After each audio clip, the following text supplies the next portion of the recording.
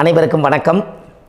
பாரம்பரிய திருவள்ளுவர் குலவம்சம் பிரசன்ன ஜோதிடர் சுப மாரிமுத்து திருப்பூரிலிருந்து இந்த பதிவு உங்களுக்காக. ஐயா வணக்கங்க ஐயா. வணக்கம் ஐயா. ஐயா இப்போது மக்கள் சார்பாக ஒரு கேள்வி இன்றைக்கி நான் கேட்கலான் இருக்கேன். கேளுங்க ஐயா. ஐயா அதாவது இந்த ஜாதகத்தில் முடக்கு இருக்கு, ஜாதகத்தையும் முடக்கிருச்சு, கண்டிப்பாக அதனால் வாழ்க்கையில் நிறைய பிரச்சனைகள் அப்படின்னு சொல்லி நிறைய பேர் கேட்குறாங்க. கண்டிப்பாங்க ஐயா. இந்த முடக்குங்கிறது என்னங்க ஐயா? அதற்கும் கர்மாவுக்கு ஏதாவது சம்மந்தம் இருக்காங்க ஐயா? ரொம்ப பற்றி சொன்னீங்கன்னா ரொம்ப உதவியாக இருக்குங்க. நல்ல கேள்விங்க ஐயா. இந்த கர்மாவே முதல்ல எங்கேருந்து வருது அப்படிங்கிறது தான் இப்போ நம்ம சொல்ல போகிறோம். இதுவரைக்கும் எத்தனையோ கருத்துக்களெல்லாம் நீங்கள் இந்த உலகத்தில் கேட்டிருப்பீங்க. ஆனால் இந்த பதிவில் நீங்கள் பொறுமையோடு இந்த கருத்தை ஒரு இனிமையோடு நிதானமாக கேட்டிங்கன்னா உங்களுடைய ஊழ்வினை கர்மா எங்கிருந்து உருவாச்சு, இதனுடைய இந்த கர்மானால் நாம் என்ன கஷ்டப்படுறோம், நாம் இந்த பூமியில் பிறக்கிறதுக்கு என்ன வரம் வாங்கி வந்தோம், நம்ம பாவ புண்ணியமெல்லாம் ஜாதக கட்டத்தில் போய் எப்படி எடுக்கிறது, நம்மளுடைய தோஷம்னு சொல்கிறோமே அந்த தோஷம் எப்படி கிரியேட் ஆகுது, நம்ம இந்த பூமியில் பிறக்கும்போது கொண்டு வந்த கர்மாவா, இல்லை கடவுளே நம்மளுக்கு ஒரு தண்டனையாக கொடுத்த கர்மாவா, இல்லை நம்ம இந்த பூமிக்கு வந்ததுக்கு அப்புறம் செய்த கர்மாவா, இது எல்லாத்தையுமே நம்ம பொறுமையாக கேட்கணும்னா கண்டிப்பாக இந்த பதிவை நீங்கள் பொறுமையோடு கேளுங்க. உங்களுக்கு இதில் ஒரு பெரிய ஒரு ரகசியம் ஒன்று அடங்கியிருக்குது. அந்த ரகசியத்தை தான் இன்றைக்கி இந்த உலகத்துக்கு அரங்கேற்றம் பண்ணுறேன். இந்த முடக்கு நம்ம ஐயா கேட்டதில் ஒரு அற்புதமான ஒரு விஷயம் என்ன அப்படின்னு கேட்டிங்கன்னா, முடக்குங்கிறது அந்த காலத்தில் பெரிய திறமையை கட்டி போட்டு வச்சுட்டா நம்மனால் அது இயங்க முடியுமா? முடியாது இல்லைங்களா ஐயா? முடியாது. அப்போது அதே மாதிரி ஜாதக கட்டத்தில் நமக்கு வேண்டிய யோகத்தை கடவுளே நம்மளுக்கு நாம் செய்த பாவத்தினால அது முடக்கி வச்சிருச்சுன்னா அந்த பாவகத்தை அந்த ஜாதகர் அனுபவிக்க முடியுமா?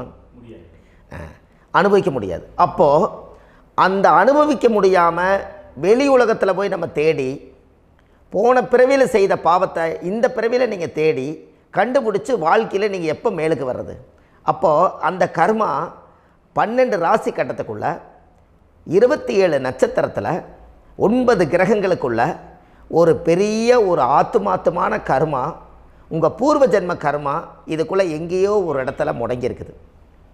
இந்த முடக்க மட்டும் உங்கள் ஜாதகத்தில் நீங்கள் கண்டுபிடிச்சிட்டிங்கன்னா ஹைலைட்டாக வாழ்கிறதுக்கு, இந்த உலகத்தில் சுதந்திரமான வாழ்க்கை வாழ்கிறதுக்கு ஒரு மிகப்பெரிய பொக்கிஷம் உங்கள் ஜாதகத்துக்குள்ளேயே இருக்குது.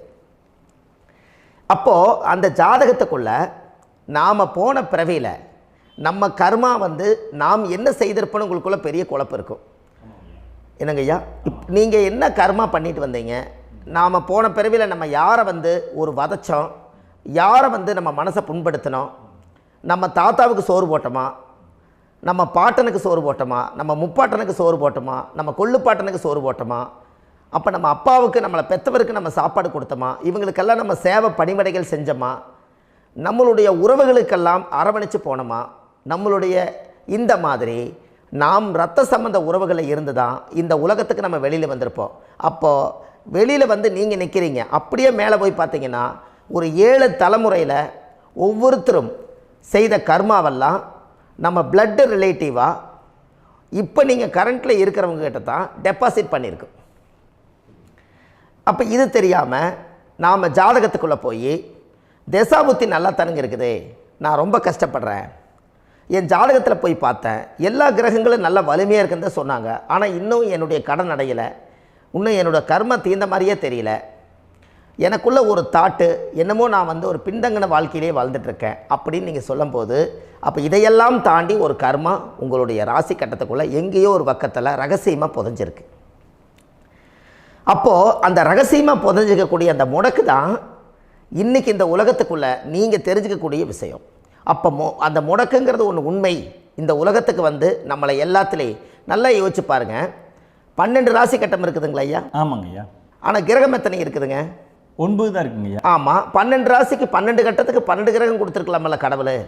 அப்போ ஏன் 3 கட்டத்தை மட்டும் எம்டி பண்ணி மீதி 9 கிரகத்தை வச்சுக்கிறாருன்னா, அப்போ நாம் செய்த 3 தலைமுறை கர்மாவுக்கு அது எந்த கட்டம் பிளாக் ஆகுதோ அந்த கட்டத்துக்குள்ளே ஏதோ ஒரு ரகசியம் இருக்கிறனால தானே எங்கேயோ ஒரு பக்கத்தில் நீங்கள் கண்டிப்பாக கர்மாவில் மாட்டுவீங்கிறது கடவுளே படைச்சு தானே இதை உருவாக்கியிருக்காரு. 12 ராசிக்கு 12 கட்டம் கொடுத்துருந்தா எங்கே நீங்கள் சுற்றி வந்தாலும் ஏதோ ஒரு வீட்டுக்குள்ளே போய் உட்காந்துக்கலாம். ஆனால் ஒரு வீடு சுத்தமாக இருக்குது, ஒரு வீட்டில் 4 கிரகம் இருக்குது, ஒரு வீட்டில் 3 கிரகம் இருக்குது, ஒரு வீட்டில் 5 கிரகம் இருக்குது, ஒரு 3 வீடு 4 வீடு காலியாக இருக்குது. அப்போ எங்கேயோ ஒரு ராசி கட்டத்துக்குள்ளேயே கடவுளுடைய கர்மா விளையாட்டு, அது ரகசிய விளையாட்டு தான். அப்போது இந்த இடத்துல தான் உங்கள் ஜாதகத்தில் முடக்கு இருக்குது. இந்த முடக்கை நீங்கள் எப்படியெல்லாம் அதை ஆராய்ச்சி பண்ணி கண்டுபிடிக்க முடியும் அப்படிங்கிற ஒரு விஷயத்தை தான் இன்றைக்கி நம்ம இந்த உலகத்துக்குள்ளே இதை நுழைக்க போகிறேன். இப்போ அப்பா செய்த பாவம்னு ஒன்று இருக்குமில்லங்க ஐயா, நம்ம அறியாத வயசில் தெரியாதில்ல, அப்பா செய்த பாவம்னு இருக்கும். அப்பாவுடைய சொத்து பிள்ளைக்குத்தானா, அப்பாவுடைய பாவம் பிள்ளைக்குத்தானே, என்னங்க ஐயா? சரி, அப்போ தாத்தா இருக்கிறாரு, தாத்தாவுடைய கர்மா உயிர் எங்கே எழுதி வைக்கிறாருங்க? அப்போது மகனை விட்டுறாரு. அப்போ தாத்தா மாதிரியே முகம் இருக்குது, தாத்தா மாதிரியே அவருடைய நடை உடை பாவனை இருக்குது, அவர் தாத்தாவுடைய ஜீனு தான் அப்படின்னு இவர் சொல்லும்போது, அப்போ தாத்தாவுடைய சொத்து பேரனுக்கு சொந்தம்னா தாத்தாவுடைய பாவம் எங்கே போகுங்க? Very good. அப்போ அப்போது இந்த கர்மா எப்படி டிரான்ஸ்ஃபர் ஆகுதுன்னு உங்களுக்கு தெரியுதா? அப்போ நீங்கள் போன பிறவியில் அந்த தாத்தாவுடைய பேரனை நீங்கள் பிறக்கிறதுக்கு கர்மம் உங்களை செயல்பட வச்சுருக்குது.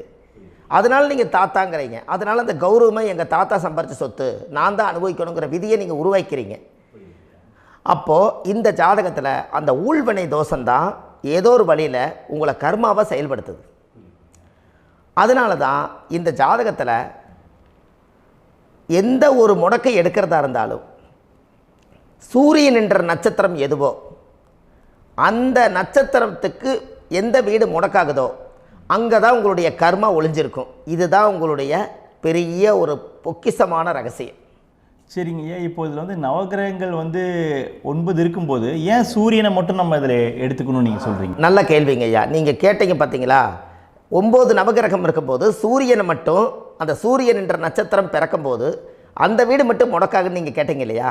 இதுதான் அற்புதமான கேள்வி. ஏன் அப்படின்னு கேட்டிங்கன்னா, சூரியன்னா அப்பாவோட உயிர் கரு போய் அம்மாவுடைய பனிக்கூடத்தில் கர்ப்பத்தில் வச்சு 10 மாதம் 300 நாள் சுமந்து நீங்கள் இந்த பூமிக்கு வெளியில் வரும்போது நீங்கள் என்ன பாவத்தை இவங்க விதைச்சாங்களோ அந்த கர்மாவை வாங்கிட்டு தான் நீங்கள் வெளியில் பிரசவமாகறீங்க. இதுதானே?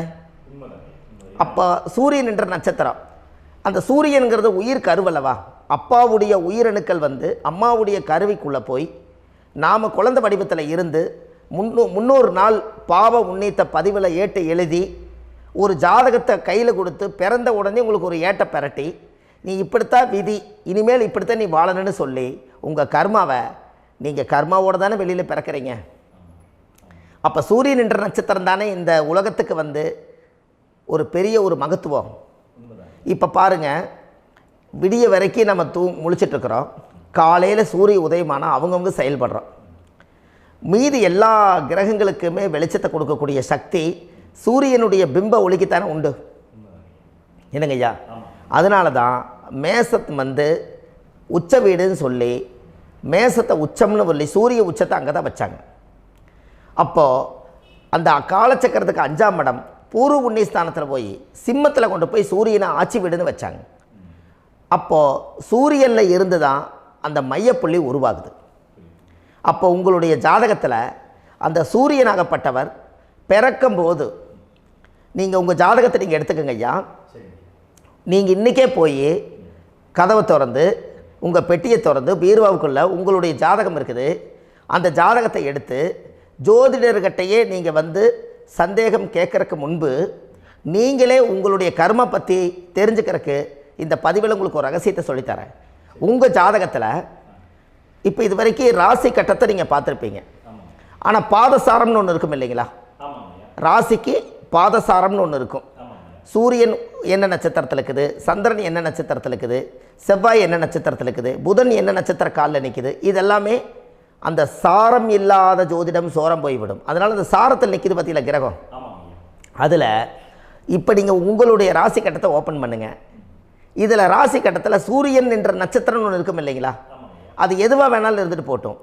அந்த நட்சத்திரம் தான் நீங்கள் பிறக்கும்போது தாயுடைய கருவறைக்குள்ள கரு உருவான நட்சத்திரமே அதுதான்.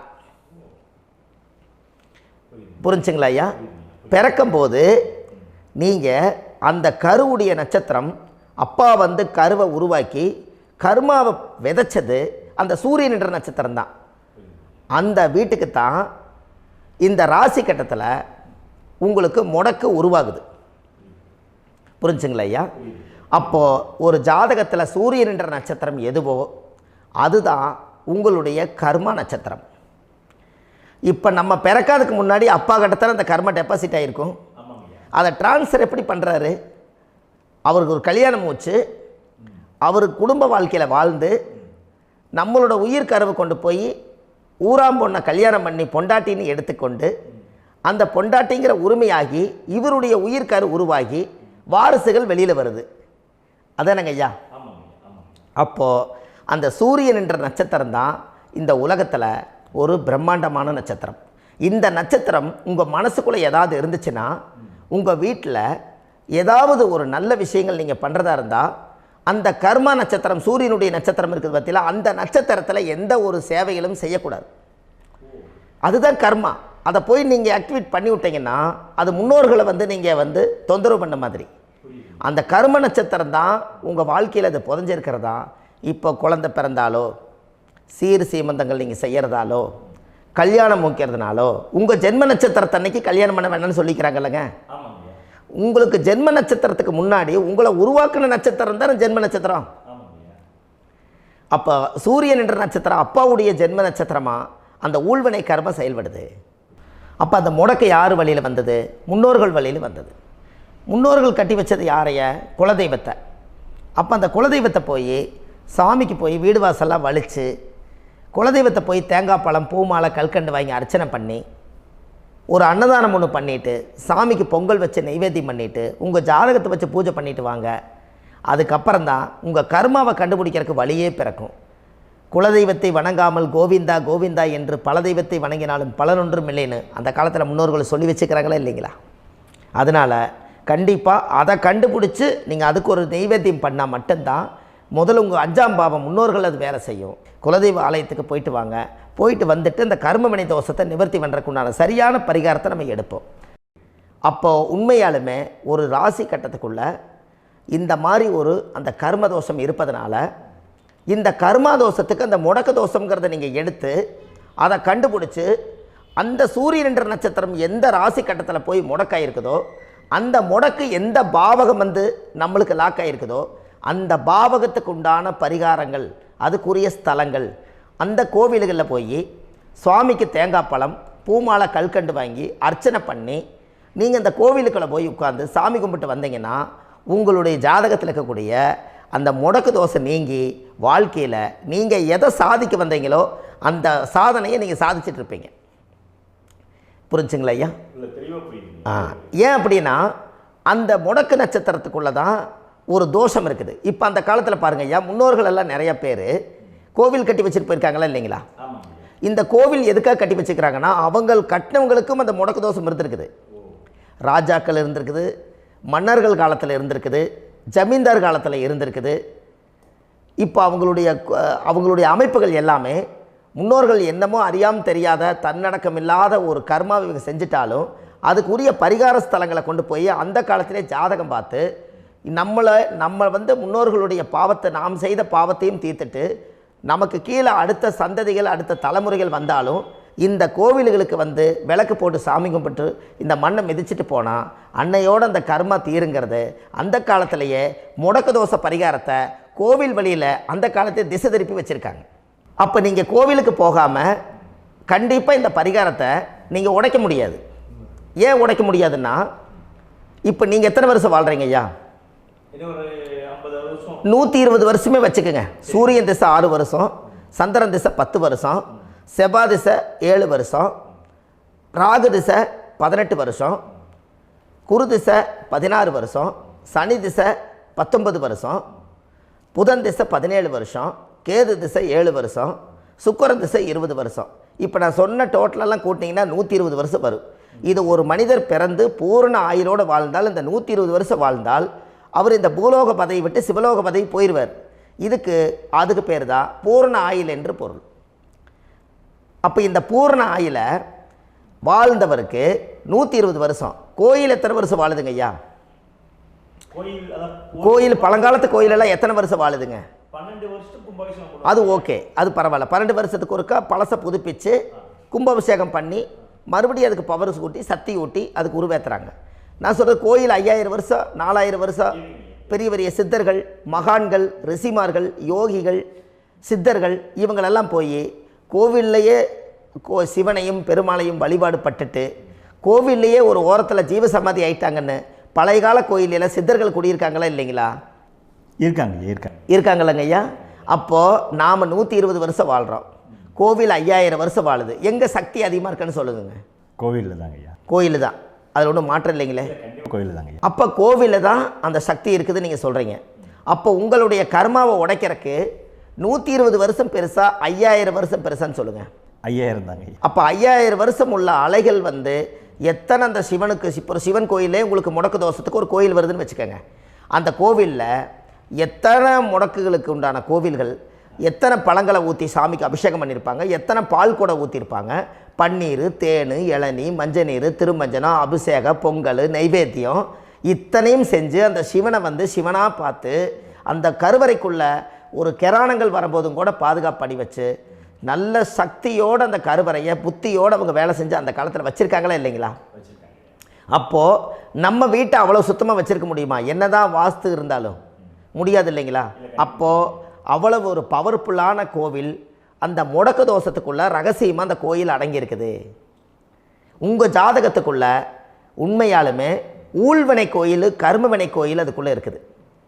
அந்த ஜாதகத்தை கணிச்சு பார்த்தா கரெக்டாக உங்களுடைய ஜாதகத்தில் அப்பாவுடைய கருவறையிலேருந்து உயிர் உருவாகிற நேரத்தில் இருந்து இப்போ வரைக்கும் நீங்கள் கரண்ட்டில் வாழ வரைக்கும் அந்த கர்ம கூட வர்றதை ஒரே ஒரு இடத்துல போனால் மட்டும்தான் விட்டுட்டு வர முடியும். அது எந்த வீடு அப்படின்னு கேட்டால் உங்களுக்கு அப்பாவுடைய கர்மா வழியில் போய் அந்த கோவில் பழையகால கோயில், பழையகால தெய்வங்கள், அந்த கோவில் தான் உங்கள் ஜாதகத்துக்குள்ள ரகசியமாக இருக்கும். அது ஏன் இந்த பதிவில் உங்களால் சொல்ல முடியாது அப்படின்னா, இந்த பதிவில் ஏன் உங்க சொல்ல முடியாதுன்னா உங்கள் ஜாதகம் தெரியாமல் என்ன கோயிலை நீங்கள் சொல்லுவீங்க? இப்போ பொதுவாக ஒரு நட்சத்திரத்துக்கு ஏதோ ஒரு கோவிலை அவங்க சொல்லி நீங்கள் போயிட்டு வர்றீங்கன்னு வச்சுக்கோங்க. ஆனால் அது வேலை செய்யலைன்னா நம்மளுக்கு என்னங்க இவ்வளோ கஷ்டப்பட்டு போய் அதை பலனடையிலேன்னு கேள்வி கேட்டக்கூடாது. உங்கள் ஜாதகத்தை நீங்கள் கொண்டாங்க, உங்கள் டேட் ஆஃப் பர்த் டயத்தை போட்டு ஜாதகத்தை கணிச்சு நீங்கள் சூரியன் என்ற நட்சத்திரத்துக்கு உங்களுடைய கர்மவினை கோவில் யார், உங்களுடைய முடக்கு யார், ஊழ்வனை தோஷத்துக்கு உண்டானவர் யார், தாய் வழி கர்மா யார், தந்தை வழி கர்மா எது, நீங்கள் பிறக்கும்போது வந்த கர்மா என்ன, இது எல்லாம் கணிக்காமல் பொதுவாக ஒரு கோயிலில் போய் நீங்கள் பாட்டுக்கு சாமி கும்பிட்டு வந்தால் பலன் எப்படி கிடைக்கும்? கண்டிப்பாக கிடைக்காதுங்க ஐயா. என்னங்க ஐயா? அது தெரிஞ்சு பண்ணாதான் சரியா? ஒரு டாக்டர்கிட்ட போகிறீங்க, என்னை அப்படியே ஸ்கேன் பண்ணி ஒரே ஒரு மாத்திரை கொடுங்கன்னு கேட்டால் டாக்டர் கொடுப்பாருங்களா?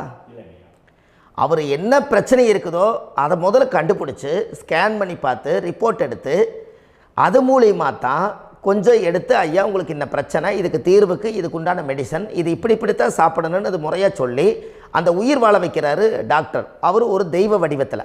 கரெக்டுங்களா ஐயா? அப்போ உங்களோட கர்மா எங்கே செயல்படுது அப்படின்னா, இந்த முடக்க நீங்கள் இந்த பதிவில் தெரிஞ்சுக்கங்க. அதுக்குரிய நட்சத்திரம் என்னன்னு தெரிஞ்சு வச்சுங்க. உங்கள் ஜாதகத்தில் சூரியன் என்ற நட்சத்திரத்தை எடுத்துக்கங்க. அந்த வீட்டுக்கு முடக்க இந்த பதிவில் எந்த வீடு லாக் ஆகிருக்குதுங்கிறத நான் உங்களுக்கு இந்த வீட்டில் சொல்கிறேன். அந்த வீட்டு நீங்கள் பாருங்கள், உங்களுடைய லக்கணத்துக்கு அது எந்த வீடு. இப்போ லக்கணத்துக்கு ஒரு 7வது வீடுன்னே வச்சுக்கோங்க. அப்போ லக்கணத்துக்கு 7வது வீடே முடக்கு. அப்படி ஒரு முடக்கு ஆகிப்போச்சுன்னா ஒரு ஜாதகத்தில் லக்கணம் தான் 1, 7ஆம் இடம்ங்கிறது மனைவி ஸ்தானம். ஒரு ஆணுடைய ஜாதகத்துக்கு 7ஆம் இடம் தான் மனைவி. அவருக்கு நல்ல மனைவி அமையாமல் ஆடம்பரம் இருந்தும் வீடு அரண்மனை மாதிரி இருந்தும் அந்த மனைவியை ஒரு சந்தோஷமாக அவர் அனுபவிக்க முடியாது. புரிஞ்சுங்களா ஐயா? சந்தோஷமாக அனுபவிக்க முடியாது. ஏன் அப்படி? 7ஆம் இடத்துல தான் அவரோட கர்மா உட்கார்ந்துருக்குது. கரெக்டாக சொன்னீங்க. 7ஆம் இடத்துல தான் அந்த கர்மா உட்கார்ந்துருக்குது. அப்போ அந்த 7ஆம் இடத்துல இருக்கக்கூடிய அந்த கர்மா போன பிறவியில் நீ மனைவிக்கு சோறு போடாமல் மனைவியை கட்டி வச்சு அடிக்கிறதும், மனைவியை துன்புறுத்துறதும், அந்த மனைவி இருக்கவே இன்னொரு வாழ்க்கைக்குள்ளே போகிறதும், இங்கே வாழ வேண்டிய தாம்பத்திய சந்தோஷத்தை கொண்டு போய் இன்னொரு இடத்துல கொடுக்கறதும், தெரிஞ்சிருந்தே நம்மளுடைய மனசுக்குள்ளே திருடுத்தனமாக வாழ்கிறதும், இது எல்லா கர்மாவும் போன பிறவியில் நாம் செய்த ஊழ்வினை கர்மா தான் உங்கள் ஜாதகத்தில் 7ஆம் இடம் முடக்கு. அப்போ அந்த 7ஆம் இடம் முடக்கா இருந்துச்சுன்னா கண்டிப்பாக உங்கள் ஜாதகத்தில் நீங்கள் என்ன அனுபவிச்சிட முடியும்? நல்ல நண்பர்கள் கிடைக்க மாட்டாங்க, நல்ல ஒரு பார்ட்னர்ஷிப் அமையாது, நல்ல ஒரு நட்பு வட்டங்களில் எதையும் அனுபவிக்க விடாது, ஒரு அங்கீகாரமான உறவுகளில் போய் நம்ம ஸ்ட்ராங்காக நிற்க முடியாது. 7ஆம் இடம் என்பது தாம்பத்திய வாழ்க்கை, பூர்த்தி இல்லாத வாழ்க்கையாக இருக்கும். இப்படியெல்லாம் அந்த ஜாதகத்தில் ஒரு பொதுவாக ஒரு ஜாதகத்தில் 7ஆம் பாவம் முடக்காயிட்டால் இந்த கர்மாவை அவர் அனுபவிச்சுக்கிட்டே இருப்பார். இது எப்போத்தான் அதுக்கு ஒரு தீர்வு வேணுங்கய்யா? அந்த கோயில் எதுன்னு நீங்கள் கரெக்டாக சொன்னீங்க. இப்போ இது மனிதனால் செயல்படுது. மனிதர்கள் தான் கோயிலை கட்டி வச்சாங்க. தெய்வத்தை விட ஒரு காலத்தில் மனிதர்களுக்கு மகிமை ஜாஸ்தி. ஏன்னா சாதாரண ஒரு மண் பூமியாக இருந்த இடத்த மனிதர்கள் தான் கோயில் கட்டி ஒரு மகிமைப்படுத்தி புண்ணியம் பண்ணி வச்சாங்க. மனிதர்களுக்கு சக்தி அதிகம்தான், ஆனால் பிரபஞ்சத்துக்கு அதை விட சக்தி அதிகம் அல்லவா? ஐயா, நீங்கள் கோவிலுக்கு போய் அந்த கர்மா உடைக்கிறதுக்கு கோவிலில் சக்தி இருக்குது, ரைட்டு. ஆனால் நம்ம வீட்டுக்கும் கோயிலுக்கும் ஒரு மிகப்பெரிய தொடர்பு என்னென்னா, அந்த கோயில் கட்டுறவங்க எல்லாமே பழைய காலத்து கோயிலெல்லாம் பாருங்கள், பஞ்சபூதத்தை வச்சு கட்டியிருப்பாங்க. பஞ்சபூதத்தை வச்சு தான் கட்டுவாங்க கோயில். அது உங்களுக்கு தெரியணும் இல்லைங்களா? பஞ்சபூதம்னா நீர், நெருப்பு, காற்று, பூமி, ஆகாயம். இந்த பஞ்சபூதத்தினுடைய சக்திகள் எல்லாம் ஒரே நேர்கோட்டுக்கு என்னைக்கு வருதோ அன்னைக்கு தான் அந்த கோவிலுடைய பாலக்கால் போட்டு 1000-2000 வருஷம் நிலச்சி நிற்கிறது. காரணம், இந்த பிரபஞ்சத்தில் பஞ்சபூதம் எப்படி நிலச்சி நிற்குதோ அதுபோல் 5000 வருஷம் நிற்கிறதுக்கு அந்த பஞ்சபூத சக்தி வச்சு தான் சாமி சிலையை பிரதிஷ்டை பண்ணி வச்சுருப்பாங்க. அதனால தான் இந்த கோயில்கள் எல்லாம் 5000 வருஷமாயும் எத்தனையோ கிராணங்களை எல்லாம் தப்பிச்சிருக்கிறதுக்கு காரணம். அப்பேற்பட்ட புண்ணிய ஸ்தலம் உங்களுக்கு எதுன்னு தெரியணும் அல்லவா? என்னங்க ஐயா? அப்பேற்பட்ட புண்ணிய ஸ்தலம் உங்களுக்கு எதுன்னு தெரிஞ்சால் தானே நீங்கள் போய் செய்ய முடியும், இல்லாட்டி கண்டிப்பாக தெரியாது. அப்போ இந்த முடக்கு தோஷத்தை கடவுள்கிட்ட கொண்டு போய் ஒப்படைக்கணும். நாம் பிறக்கும் போது கொண்டு வந்த கர்மாவை நாம் இருக்கும் காலத்தில் கொண்டு போய் இந்த கர்மாவை சுத்தப்படுத்தி, நீங்கள் பாவ ஆத்மாவை இந்த பூமியில் பிறந்து பூலோகத்தில் எல்லா புண்ணியத்தையும் செஞ்சுட்டு இந்த பூலோகத்தை விட்டு நீங்கள் போகும்போது புனித ஆத்மாவாக போகணுன்னா உங்கள் கர்மாவை கொண்டுட்டு போகாதீங்க, கர்மாவை நிவர்த்தி செய்யுங்க. என்னங்க ஐயா? அப்போ கர்மாவை சுத்தப்படுத்துங்க. கர்மாவை சுத்தப்படுத்திட்டு உங்களுக்கு பிறக்கிற குழந்தைகளுக்கு அந்த கர்மாவை டிரான்ஸ்ஃபர் பண்ணாமல் உங்களோட நில் பண்ணுங்க. ஒரு உதாரணம் சொல்லட்டுங்களா ஐயா? ஒரு காந்தம் ஒன்று இருக்குது இல்லைங்களா? ஒரு காந்தம்ங்கிறது ஒரு தாத்தாவாக வச்சுக்கோங்க. ஒரு இரும்பை கொண்டு போய் வச்சா ஒட்டு மோட்டாதா? அப்போ ஒட்டுனோடனே காந்தம்ங்கிறது தாத்தா, அவருக்கு பிறந்த வாரிசுக்கு அந்த கர்ம டிரான்ஸ்ஃபர் ஆயிருமா? சரி, இன்னொரு இரும்பை கொண்டு போய் வைங்க, ஒட்டு மோட்டாதா? அப்போ அது பேரனுக்கு வைங்க, பேரனுக்கு வந்துருச்சு அந்த கர்மா. இன்னொரு இரும்பை கொண்டு போய் வைங்க, அந்த காந்தத்துக்கு நேர் இன்னொன்று வைங்க, ஒட்டு மோட்டாதா? அப்போ அதை கொண்டு போய் நம்ம கொள்ளு பேரனுக்கு வைங்க. இப்படியே டிரான்ஸ்ஃபர் ஆகி தலைமுறையாக இந்த கர்மா தொடர்ந்துக்கிட்டே இருக்குது. இந்த இடத்துல கொண்டு போய் காந்தத்துக்கு இரும்பு ஒட்டிகிட்டே இருக்குதுல்ல, இந்த இடத்துல ஒரு மரக்கட்டை செஞ்சு கொண்டு போய் கரெக்டாக வச்சுக்கினே போட்டுமா? அந்த மரக்கட்டையை கொண்டு போய் வைக்கிறவர் யார்? மரக்கட்டை வச்சுட்டு அடுத்த வாரிசு புனிதமாக பிறந்துட்டு அந்த மேலே இருக்கிற கர்மாலாம் இந்த அடுத்த இதுக்கு வராதில்ல. இதுதாங்க ஐயா கர்மா. தொடர்ந்து வரக்கூடிய கர்மாவை அதை நில் பண்ணணுங்கிறதுக்கு பேர் தான் இந்த உதாரணத்தை சொன்னவங்களுக்கு. அப்போ நாம் இந்த பூலோகத்தில் நம்ம ஒரு தாயுடைய கருவறையில் இருந்து தொப்புள் கொடி அறுக்கும் நேரம் நாம் என்ன கர்மாவை வாங்கி வந்திருந்தாலும் அதையெல்லாம் ஆராய்ச்சி செய்து ஜாதகத்தில் முழுமையாக கண்டுபிடிச்சி ஒரு காலம் இல்லைனாலும் ஒரு காலம் நம்ம நல்லா இருக்கிறதுக்காக, நம்ம வாரிசுகள் எல்லாம் நலமடைஞ்சு வளமடைஞ்சு வர்றதுக்காக இந்த கர்மா தோஷத்தை கரெக்டாக கண்டுபிடிச்சி சரியான கோவிலுக்கு போய் நீங்கள் கர்மாவை நிவர்த்தி பண்ணி அங்கே பூஜை புனஸ்தானங்கள், சகசரநாம பூஜைகள், ஓமங்கள், வழிபாடுகள் இதெல்லாம் நீங்கள் செஞ்சு உங்களுடைய பாவத்தை எல்லாம் கழித்து உங்கள் ஜாதகத்தவே யோகமாக மாற்ற முடியும். கண்டிப்பாக மாற்ற முடியும். ஏன்னா நம்ம யாரை நம்பி செய்கிறோம்? சரியான கடவுள்கிட்ட வழிகாமிக்க போகிறோம். அப்போ கடவுள் பொய்யாயிருவாரா? ஐயா நம்ம அதாவது அந்த காலத்தை சொல்லுவாங்க, சத்தியுள்ள சாமி கும்பிட்டு புத்தி உள்ள உள்ளே பெக்கணும்னு சொன்னாங்க. 16 வதபதன்னு பெக்கலை, எல்லாம் அறிவோடு பெற்றாங்க. அதனால் எல்லாமே தாய் தந்தைகள் பேச்சை கேட்டாங்க. அன்றைக்கி எல்லாருமே தாய் தந்தைகளுக்கு தூணாக நின்னாங்க. அப்போ அந்த காலத்தில் சத்தியுள்ள சாமி கும்பிட்டு புத்தி உள்ள உள்ளே பெக்கணும்னு சொல்லி அன்றைக்கி அறிவோடு பெற்று இந்த கர்மாவை ஆளுக்கு ஒரு கர்மாவை டிரான்ஸ்ஃபரை பிரித்து எல்லாரும் சுத்தப்படுத்தினாங்க. இன்றைக்கி நம்ம ஒரு குழந்தை 2 குழந்தை பெற்று வச்சுருக்கோம். அவங்களுக்கே இவ்வளவு கர்மா வந்துருச்சுன்னா இந்த குழந்தைகளுக்கு என்னைக்கு இந்த கர்மாவை போய் கண்டுபிடிச்சி நீங்கள் எப்போ சரி பண்ணுவீங்கன்னு. அப்போ இந்த வாழ்க்கையில் ஏதோ ஒரு பிரபஞ்ச சக்தி நம்மளை அறியாமல் என்னமோ ஒரு இயக்கத்தில் கொண்டு போய் விட்டுருச்சுங்களா? அப்போ இனிமேலாவது இந்த கர்மாவில் இருந்து கண்டிப்பாக நம்ம நிவர்த்தி ஆகணும்னு சொன்னால் இந்த முடக்கு தோஷத்தை யாரெல்லாம் கண்டுபிடிச்சி இந்த ஊழ்வினை கர்மாவில் இருந்து நாம் கருவறையில் சுமக்கும் போது 10 மாதம் நீங்களாம் என்னென்ன நினச்சிருப்பீங்க? அதாவது கருவறைக்குள்ள கருப்பாக ஒரு பிண்டம் இடப்பக்கம் கிடக்கையில் இந்த பூமிக்கு வரும்போது நீங்கள் என்னென்ன நினச்சிருப்பீங்க? இந்த பிறந்ததுக்கு அப்புறம் வந்து தான் அம்மா தெரியுது, அப்பா தெரியுது, தாத்தா தெரியுது, பாட்டி தெரியுது, இந்த உலகத்தில் கண்கொள்ளாத காட்சிகள் எல்லாம் தெரியுது, எல்லாம் தெரியுது. ஆனால் 10 மாதம் உங்கள் வாழ்க்கையில் நீங்கள் இருக்கும்போது நீங்கள் என்னென்னலாம் நினச்சி இந்த பதிவில் இறைவன் கொடுத்தாரோ அதையெல்லாம் அனுபவிக்கத்தான் வந்தீங்க. அதுக்கு இடையில இருக்கிறதான கர்மா. இந்த ஒரு விஷயம் உங்களுக்கு கிடச்சிருச்சுன்னா நீங்கள் எல்லாருமே ராஜயோகமாக பிழைப்பீங்கள்ல. இதில் ஏழை பணக்கார யாரையுமே சொல்ல வரல. அவங்க பிறக்கும்போது புண்ணியத்தை பொறுத்து தான் போன ஜென்மத்தில் நம்ம என்ன புண்ணியங்கள் பண்ணி வச்சோமோ அந்த புண்ணியத்தில் இன்றைக்கி நல்லா வாழ்கிறாங்க. ஒருத்தர் கேட்டார், என் ஜாதகத்தில்ங்க எங்கூட படித்தவர் இடம் வாங்கிட்டார், வீடு வாசல் கட்டிட்டார், தொழில் பண்ணிட்டார், நல்லா இருக்கார், ஆனால் நான் இன்னும் அப்படியே தான் இருக்கிறேங்கன்னு ஒருத்தர் கேட்டார். அதுக்கு ஒரு கருத்து என்னென்னா, டேட் ஆஃப் பர்த் ஒன்று தான், டைம் ஒன்று தானே வச்சுக்கோங்க. அவங்க அப்பா செஞ்ச புண்ணியம் வேறு, நீங்கள் செஞ்ச பாவங்கள் வேறு. அவர் செஞ்ச புண்ணியத்தினால அவருக்கு எல்லாமே முன்னாடி கிடைக்குது. நீ கர்மாவெல்லாம் கழிச்சிட்டீன்னா பின்னாடி கிடைக்க போகுது. இதில் மற்றவங்களை பற்றி வேற்றுமையாக நினைக்கிறதுல எந்த ஒரு இதுவுமே இல்லை. அப்போ ஒருத்தர் பார்த்து ஒருத்தர் வாழ வேண்டாம். உங்களுடைய சுய அறிவை வச்சு இந்த பூலோகத்தில் இந்த பூமியில் நீங்கள் 4 தெரிஞ்சு நல்ல விதமாக கற்றுக்கிட்டு இந்த உலகத்தில் சிறப்பாக வாழ கற்றுக்குங்க. அதுக்கு அந்த ஊழ்வினை தோஷத்தை கண்டுபிடிங்க. உங்களுக்குன்னு ஒரு முடக்கு இருக்குதுங்கிறத இன்றைக்கி நீங்கள் எழுதி வைங்க. அதை எப்படியாவது கண்டுபிடிங்க, அதை தேடுங்க. ஒரு முறை நீங்கள் ஜாதகத்தை கொண்டு வாங்க. அந்த ஜாதகத்தை கொண்டு வந்து உங்கள் பாவகத்தில் எத்தனாம் பாவம் முடக்காயிருக்குதுன்னு பாருங்கள். அந்த பாவகம் முடக்காயிருச்சுன்னா உங்கள் வாழ்க்கையில் அதிலிருந்து உங்களால் வெளியில் வரவே முடியாது, கண்டிப்பாக வர முடியாது. அதை நீங்கள் கண்டுபிடிச்சா மட்டும்தான் நீங்கள் மேலே வர முடியும். ஏன்னா நிறைய பரிகாரங்கள், பூஜைகள், யாகங்கள், ஓமங்கள் எல்லாம் செய்து வச்சும் கூட அந்த கர்மவினைக்கு உண்டான கோவிலுக்கு போய் அந்த 5000 வருஷ பழமை வாய்ந்த தெய்வத்துக்கிட்ட போய் நீங்கள் முறையிட்டு விளக்கு போட்டு உங்கள் கர்மத்தை எல்லாம் நான் நீ தான் தீர்த்து கொடுக்கணும்னு சொல்லி நம்பிக்கையோடு நீங்கள் போய் அந்த சரணாகதி அடையிறீங்க பாருங்கள், அங்கே தான் உங்கள் கர்மாவை எடுத்து விடுறாரு. அப்போ இந்த ரகசியம் உங்களுக்கு வேணுமல்லவா? அப்போ உங்கள் ஜாதகத்தில் எங்கே முடங்கி அதுக்குரிய கோவில்கள் எல்லாம் என்ன, அதுக்கு தான பரிகாரம் என்ன, அதுக்கு நீர் பரிகாரம் என்ன, யாத்திரை பரிகாரங்கள் என்ன, நீங்கள் வீட்டில் இருந்தே செயல்படுத்தக்கூடிய பரிகாரங்கள் என்ன, பரிகாரம் கோவிலுக்கு போய்த்தான் நடக்குமா, இல்லை நாம் வீட்டில் வச்சு வணங்குறதுனால நடக்குமா, நாம் செய்யக்கூடிய தர்ம பரிகாரங்கள் என்ன, தான பரிகாரங்கள் என்ன, இப்படி பல விதமாக இருக்கிறனால உங்கள் ஜாதகத்துக்கு எந்த மாதிரி பரிகாரம் கனெக்ட் ஆகுதுங்கிறது தெரியணும். இது தெரியாமல் கண்டிப்பாக உங்களால் செயல்படுத்துறது ரொம்ப கஷ்டம்.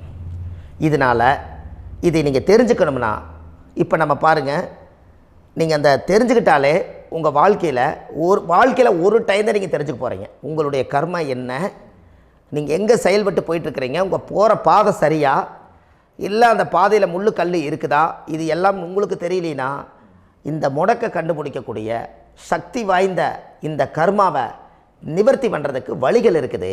அதனால் நீங்கள் கண்டிப்பாக இந்த முடக்கை தெரிஞ்சுக்கணும்.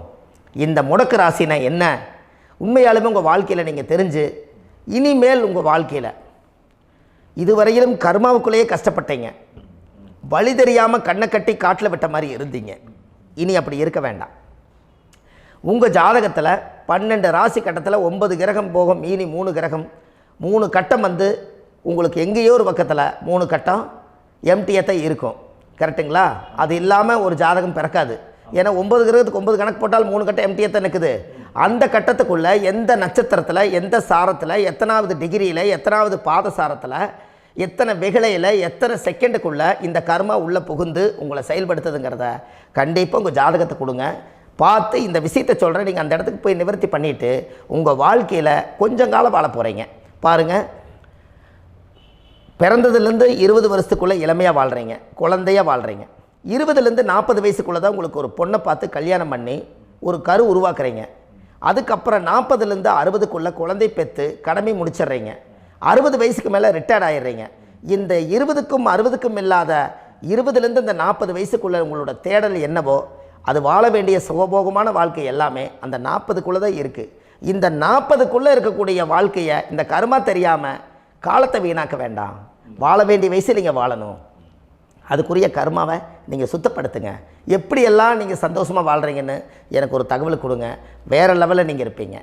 கண்டிப்பாக இந்த பதிவில் உங்களுக்கு நான் இந்த விஷயத்தை கொடுக்க போகிறேன்.